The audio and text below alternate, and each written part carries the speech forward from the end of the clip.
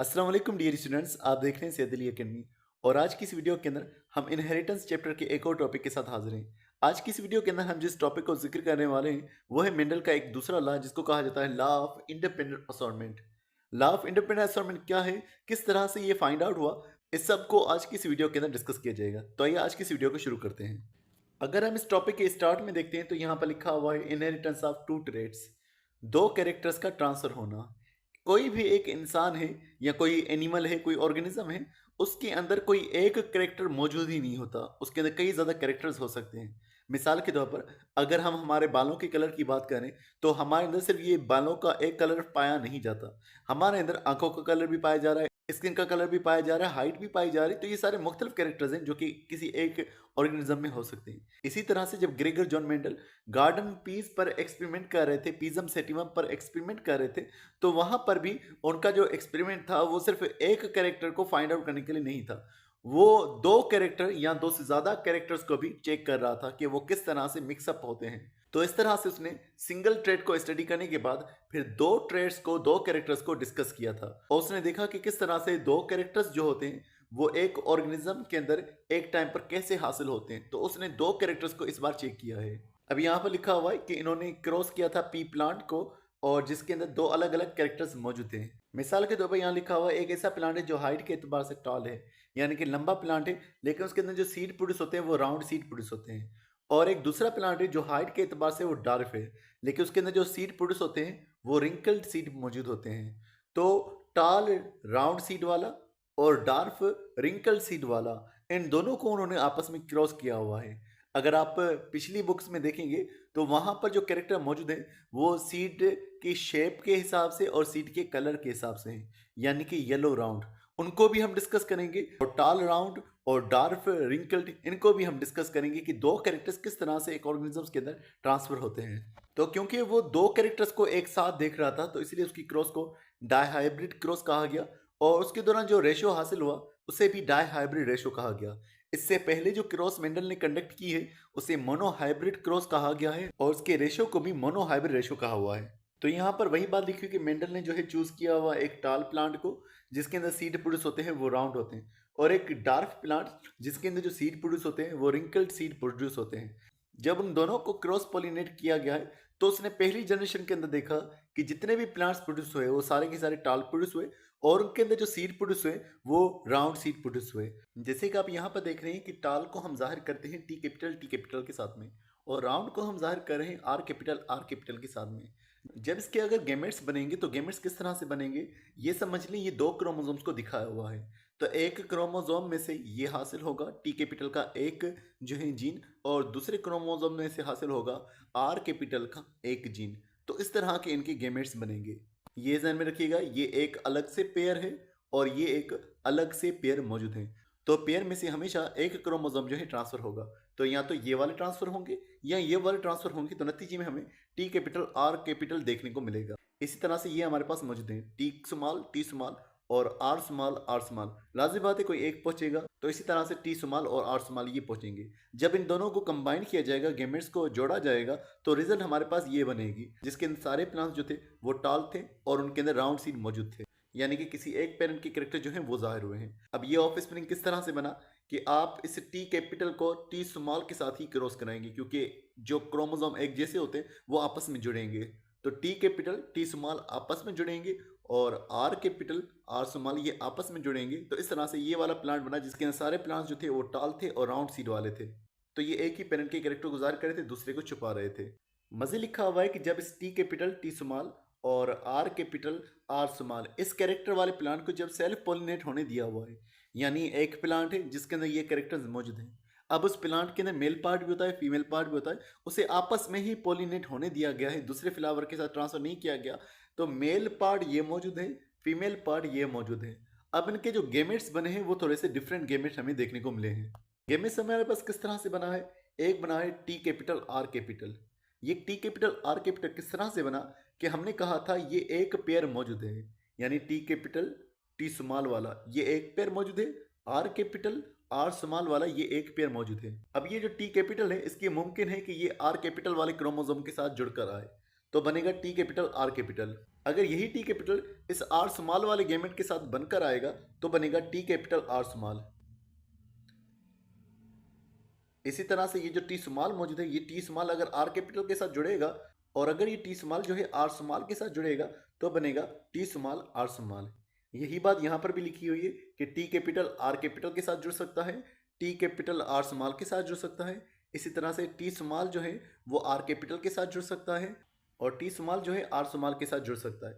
तो ये मुख्तलिफ गैमेट्स बन सकते हैं। अब हम यहाँ पर पुनेट स्क्वायर के अंदर इन सब को देखते हैं कि किस तरह से हमारे पास नतीजे बनेंगे। समझ लें ये मेल गैमेट्स मौजूद हैं और ये वाले जो हैं फीमेल गैमेट्स मौजूद हैं। अब जब फर्टिलाइजेशन होगी तो किस तरह से होगा, ये टी कैपिटल जो है इस टी कैपिटल के साथ जुड़ेगा और ये आर कैपिटल जो है इस आर कैपिटल के साथ जुड़ेगा।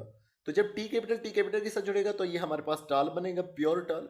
और आर कैपिटल जब आर कैपिटल के साथ जुड़ेगा तो ये हमारे पास प्योर राउंड बनेगा, जिसके अंदर कोई भी रिसेसिव जीन मौजूद नहीं, कोई भी हेट्रोजाइगस यहाँ पर कैरेक्टर मौजूद नहीं है। लेकिन जब यही टी कैपिटल इस टी कैपिटल के साथ मिलेगा तब तो हमें प्योर टाल देखने को मिलेगा। लेकिन जब ये आर कैपिटल इस आर स्मॉल के साथ जुड़ेगा तो हमें देखने को मिलेगा आर कैपिटल आर स्मॉल।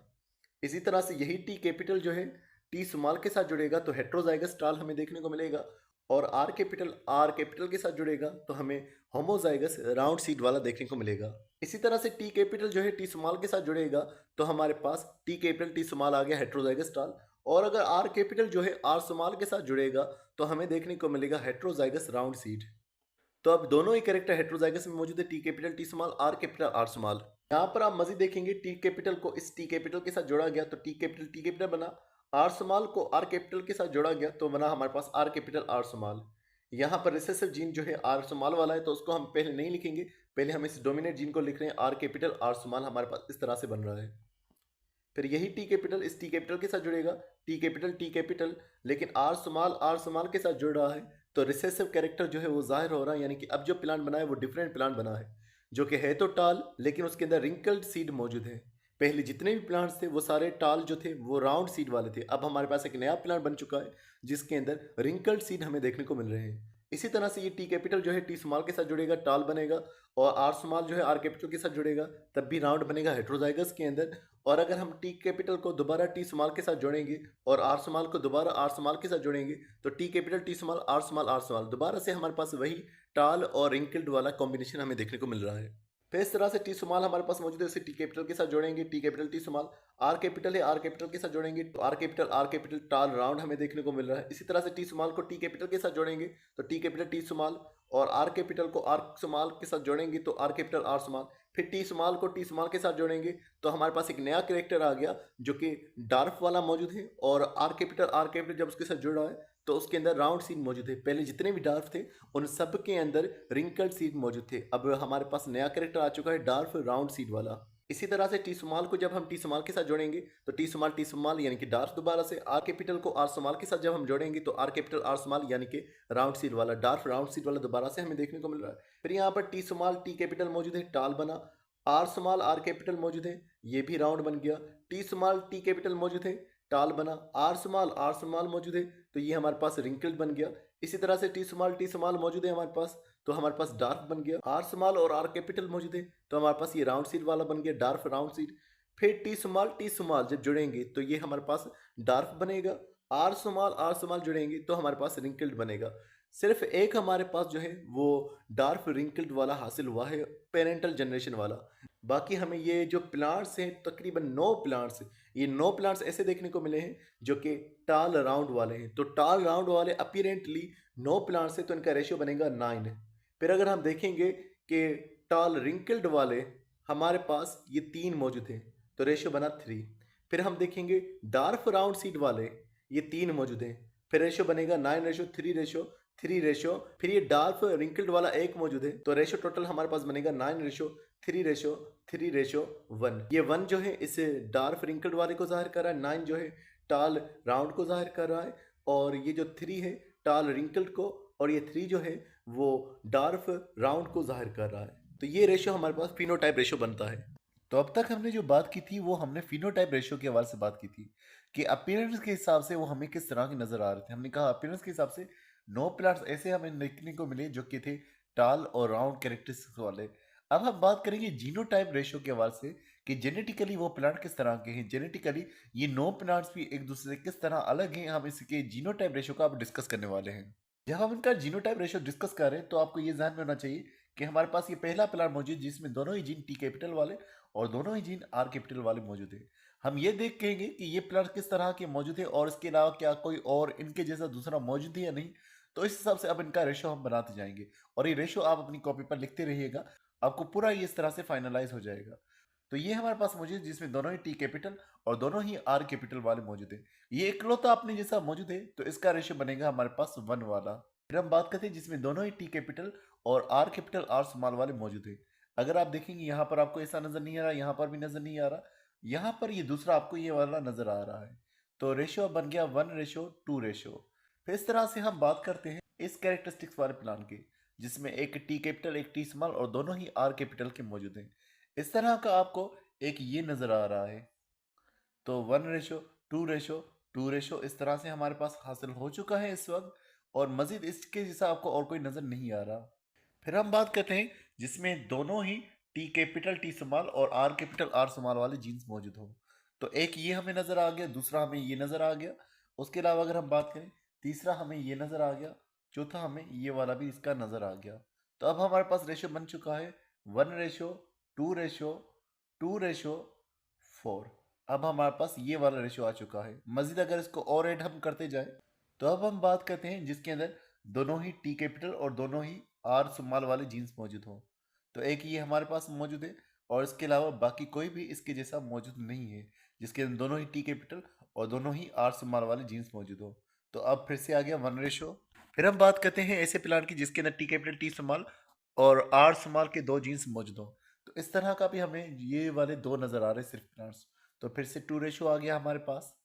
फिर हम बात करते हैं ऐसे प्लांट की जिसके अंदर दोनों ही टी स्मॉल के और दोनों ही टी कैपिटल के मौजूद हो। फिर से ये 1:, इसके अलावा और कोई मौजूद ही नहीं। और अब हम बात करते हैं जिसके अंदर दोनों ही टी स्मॉल और आर कैपिटल आर स्मॉल के जीन्स मौजूद हो। तो एक ये आ गया, दूसरा ये आ गया हमारे पास। और अब हम फाइनली बात करते हैं जिसके अंदर दोनों ही टी स्मॉल और दोनों ही आर स्मॉल के जीन्स मौजूद हो। तो ये आ गया हमारे पास 1। अब अगर हम रेशो को काउंट करेंगे तो 1:2, उसके अलावा 2:4, 1:2, 1:1, ये हमारे पास टोटल बनता है इनका जीनोटाइप रेशो।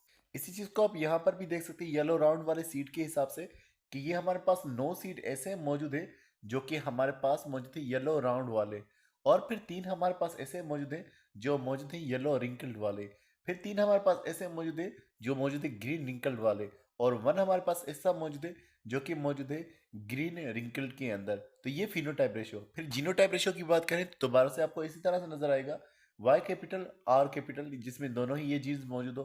तो ये एक हो गया। तो इसके अंदर भी आपको ये सेम रेशियो देखने को मिलेगा जो जीनोटाइप का हमने पहले डिस्कस किया हुआ है। तो डायहाइब्रिड क्रॉस का जीनोटाइप रेशियो ये 9 रेशियोज पर कंसिस्ट करता है। तो यही बात लिखी हुई कि इस एक्सपेरिमेंट के दौरान हमें ये मालूम पड़ा कि डायहाइब्रिड क्रॉस के अंदर हमें कुछ फिनोटाइपिकली न्यू प्लांट्स देखने को मिले, ऐसे प्लांट जिनका कैरेक्टर किसी पेरेंट में मौजूद नहीं था। न्यू कॉम्बिनेशन हमें देखने को मिले हैं इस क्रॉस के नतीजे में। जैसे लिखा हुआ है कि जो टाल प्लांट थे उनके पेरेंट के पास राउंड सीड थे लेकिन उन्होंने रिंकल सीड भी प्रोड्यूस किए थे, और इसी तरह से जो डार्क प्लांट थे उनके पास रिंकल्ड सीड पेरेंट के पास मौजूद थे लेकिन वो राउंड सीड भी प्रोड्यूस कर रहे थे। रेशियो यहाँ पर वही लिखा हुआ है 9:3:3:1। टोटल 16 कॉम्बिनेशन थे। तो 16 कॉम्बिनेशन में से जो 9 है वो हमारे पास टाल राउंड वाले बने हैं और 3 जो हैं टाल रिंकल्ड वाले बने हैं, और यहाँ पर गलती की हुई है 3 जो है वो बेसिकली डार्क राउंड वाले बने हैं, और उसके अलावा जो 1 बना है वो डार्क रिंकल्ड सीड वाला बना है। तो इन दोनों में इन्होंने गलती की हुई है कि टाल की जगह पर यहाँ पर जो है डार्क आना चाहिए। यहाँ पर ये बताया जा रहा है ये जो कैरेक्टर था डार्क रिंकल्ड वाला ये पेरेंट में मौजूद था, और दूसरा कैरेक्टर जो था वो था हमारे पास टाल राउंड वाला, ये भी पेरेंट वाला है। बाकी ये जो 2 कैरेक्टर हैं ये न्यू कैरेक्टर आए हैं जो कि 2 कॉम्बिनेशन से बने हैं। अगर हम इस लॉ की स्टेटमेंट की हवाले से बात करें इंडिपेंडेंट असॉर्टमेंट, इंडिपेंडेंट मतलब आज़ादाना तौर पर अरेंज होना, जो हमारे पास फैक्टर्स मौजूद होते हैं, जो जीन्स मौजूद होते हैं, जो क्रोमोसोम के पास जीन्स लोकेट होते हैं वो अपने इनहेरिटेंस के एतबार से आज़ादाना तौर पर जा सकते हैं। यानी कि एक इंसान है उसके अंदर कुछ कैरेक्टर मदर से आए हुए, कुछ फादर से आए हुए हैं। अब ऐसा नहीं होगा कि एक गैमेट पूरा ऐसा बनेगा जिसमें सारे मदर के कैरेक्टर्स होंगे और एक गैमेट ऐसा बनेगा जिसमें सारे फादर के क्रोमोसोम्स हो। ऐसा नहीं होता। मिक्सअप में क्रोमोसोम ट्रांसफर हो सकते हैं, यानी एक गैमेट ऐसा बनेगा जिसमें कुछ फादर वाले हमारे जो हैं क्रोमोसोम्स होंगे और एक गैमेट ऐसा बनेगा जिसमें कुछ मदर वाले भी साथ में मौजूद होंगे। तो इस तरह से ये मिक्सअप में हमारे पास जो है क्रोमोसोम्स बनते हैं। लिखा हुआ है जो जीन का पेयर होता है या जिसको कहें क्रोमोसोम का जो पेयर होता है वो अलग से सेग्रीगेट होता है, अलग से सेपरेट होता है। इसको हम एक तस्वीर से समझते हैं, वहां से आपको ज़्यादा समझ आ जाएगा। यहाँ पर जो इंडिविजुअल दिखाया हुआ है सेल, उसके अंदर जो क्रोमोसोम दिखाए गए हैं, क्रोमोसोम पर जो ब्लैक कलर से लाइन दिखाई गई वो जीन को जाहिर कर रही है। तो क्रोमोसोम जो मौजूद है उसके पास एक जीन मौजूद है वाई कैपिटल वाला, और दूसरा जीन जो उसके पास मौजूद है वो वाई स्मॉल वाला जीन मौजूद है। इसी तरह से एक जीन उसके पास आर कैपिटल वाला मौजूद है और दूसरा जीन आर स्मॉल वाला मौजूद है। इसी को आप अपनी बुक की क्रॉस के हिसाब से इस तरह से देख सकते हैं कि एक इंडिविजुअल है जिसके पास टी कैपिटल और टी स्मॉल वाला जीन मौजूद है और एक gene are capital R small वाला मौजूद है। तो इस तरह से ये क्रोमोसोम्स उसके पास मौजूद है। अब जो क्रोमोसोम की अरेंजमेंट होगी वो अलग तौर पर अरेंजमेंट होती है। वो किस तरह से होगी कि एक तरफ इस तरह से वाई आ जाए, दूसरी तरफ जो है वाई स्मॉल आ जाए, और एक तरफ जो है आर स्मॉल आ जाए, दूसरी तरफ जो है आर कैपिटल आ जाए। या तो ये अरेंजमेंट हो सकती है या अरेंजमेंट इस तरह से हो सकती है तो एक तरफ तो वाई मौजूद है कैपिटल वाला, दूसरी तरफ वाई स्मॉल मौजूद है, और एक तरफ जो है आर स्मॉल मौजूद है, दूसरी तरफ आर कैपिटल मौजूद है। यहाँ पर आपको आर की पोजीशन में फ़र्क नज़र आ रहा है। लाजिम बात है जब मियोसिस 1 होगी तो मियोसिस 1 के नतीजे के अंदर हमारे पास क्रोमोसोम्स अलग अलग हो जाते हैं। क्रोमोसोम का नंबर आधा हो जाता है। पेरेंटल सेल में 4 क्रोमोसोम मौजूद है, डॉटर सेल्स में 2 क्रोमोसोम्स बनेंगे। अब क्रोमोसोम का कॉम्बिनेशन जो है वो इस तरह से हो सकता है कि एक तरफ वाई स्मॉल वाला जीन पहुंचा है और आर स्मॉल वाला जीन, या एक तरफ वाई कैपिटल वाला जीन मौजूद है, आर कैपिटल वाला जीन मौजूद है। या इस तरह से हो सकता है कि एक क्रोमोसोम के अंदर वाई स्मॉल वाला और आर कैपिटल वाला, और दूसरी तरफ जो है वो वाई कैपिटल और आर स्मॉल। तो इस तरह से मुख्तलिफ कॉम्बिनेशन हो सकते हैं। ये कॉम्बिनेशन किस तरह से बने हमारे पास कि मिसाल के तौर पर जब इन दोनों को खींचा गया है एक तरफ, ये सेल में एक तरफ जब ट्रांसफर हुए हैं तो वहाँ पर वाई कैपिटल और आर स्मॉल वाला पहुँचा है इस तरह से। यहाँ पर अगर आप देखेंगे कि इनको जब खींचा गया है तो एक तरफ वाई स्मॉल और आर कैपिटल वाला जीन जो है वो पहुँचा है। अगर आप इस अरेंजमेंट को देखेंगे तो आर जो है वो इस तरफ मौजूद है, तो जो गेमेट बना है उसके अंदर भी वाई कैपिटल आर कैपिटल वाला जीन पहुंचा है। यहाँ पर देखेंगे वाई स्मॉल मौजूद है और आर स्मॉल मौजूद है, तो यही पहुंचे हैं इस तरह से। अगर आप गेमेट्स को देखेंगे तो यहाँ पर बने हैं Y capital R capital, Y small R small, या वाई कैपिटल आर स्मॉल और वाई कैपिटल आर कैपिटल। इसको आप इस तरह से देख सकते हैं, T capital R capital, T small R small, या फिर टी कैपिटल आर स्मॉल और टी स्मॉल आर कैपिटल। तो ये हमारे पास मुख्तलिफ कॉम्बिनेशन में क्रोमोसोम्स और जीन्स जो है हासिल हो सकते हैं। या तो दोनों ही एक ही पेरेंट के आए हुए हों इस तरह से या इस तरह से, या फिर अलग अलग पेरेंट के वो आए हुए हों। एक क्रोमोसोम एक पेरेंट से, दूसरा क्रोमोसोम दूसरे पेरेंट से। और ये क्यों होगा? ये होगा क्रोमोसोम के इंडिपेंडेंट असॉर्ट होने पर, क्रोमोसोम के अपनी मर्जी के हिसाब से अरेंज होने पर क्रोमोसोम्स की ट्रांसफर पे फर्क आएगा। क्रोमोसोम अगर ऐसे अरेंज होंगे तो ये वाले जीन ट्रांसफर होंगे, और अगर क्रोमोसोम इस तरह से अरेंज हो रहे हैं तो ये वाले जीन्स ट्रांसफर हो रहे हैं। तो यही लॉ ऑफ इंडिपेंडेंट असाइनमेंट हमें बता रहा होता है कि क्रोमोसोम्स अलग से अरेंज होते हैं, फिर वो उस हिसाब से सेग्रीगेट हो जाते हैं। तो डियर स्टूडेंट्स, आज की वीडियो में बस इतना ही था। उम्मीद करता हूँ ये वीडियो आपको पसंद आई होगी। इंशाल्लाह नेक्स्ट वीडियो के ना हम नेक्स्ट टॉपिक के साथ हाजिर होंगे। तो मिलते हैं नेक्स्ट वीडियो में, तब तक अपना बहुत सारा ख्याल रखिएगा। अस्सलाम वालेकुम।